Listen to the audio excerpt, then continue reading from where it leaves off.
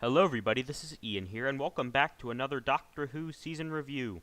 Today I will be reviewing Season 3, once again on my 3 criteria: the Doctor, the companions, and the episodes.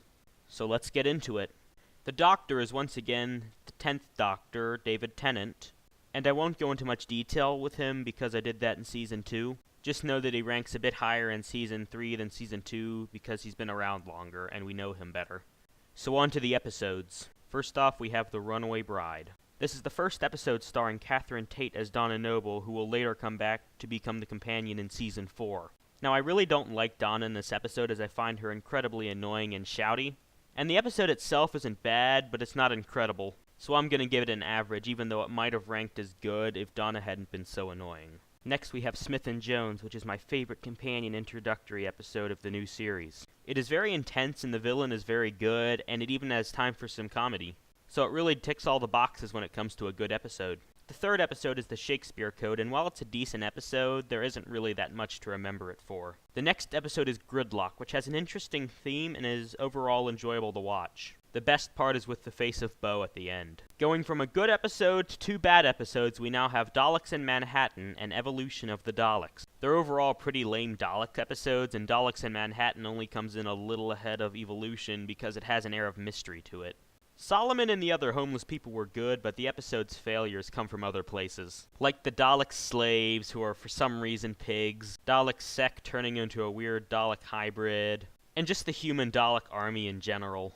It was really just an infinitely worse version of Evil of the Daleks. Moving on from that, we have the Lazarus Experiment. It works well as a standalone episode, but that's really all it is. It serves no purpose in the main plot, and it's not really the best regardless. Next, we have another standalone episode, 42.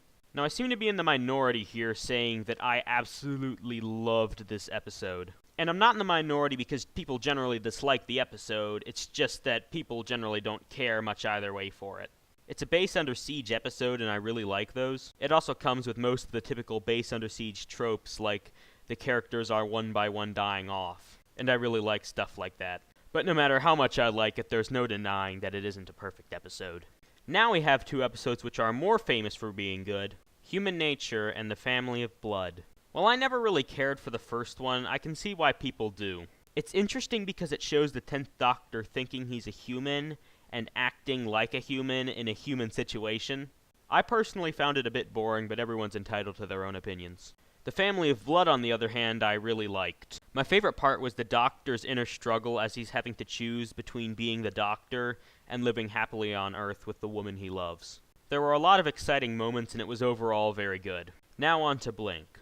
For me, my rating of Blink is kind of interesting. I personally didn't care for it much because I don't really like horror, but it was a very well-written episode with good enemies, good characters, and I found it just fascinating to watch. So even though I don't love it personally, I'm still going to give it a flawless rating, because I can see why people love it.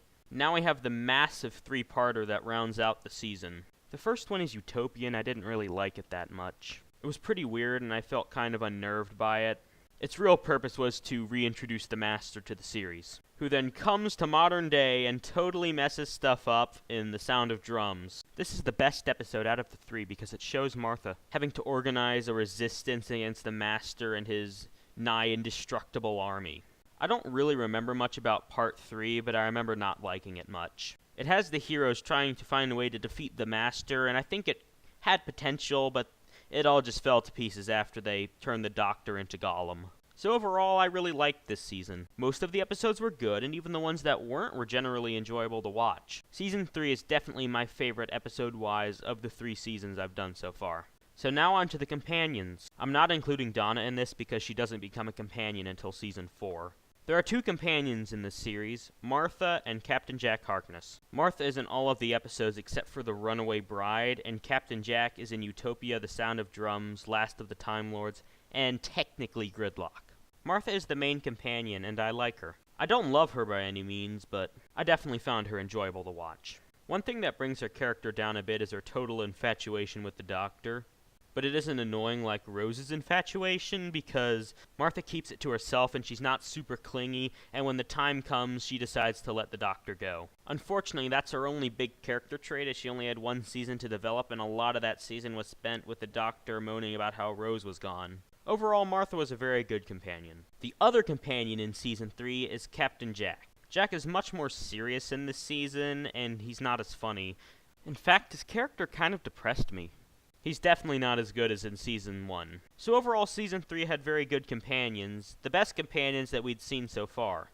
Even though Season 1 Captain Jack beat Season 3 Captain Jack by a good amount, Martha beat Rose by a lot. So Season 3 comes out on top in the companions category, even if it is just barely. Overall, I think that Season 3 is a very good season. It has a great Doctor, it has great episodes, and it has pretty good companions. It is, in my opinion, the best season out of Seasons 1, 2, and 3. And that is my Season 3 review. I hope you enjoyed. Do you agree or disagree with me? Tell me in the comments below, and I'll see you next time.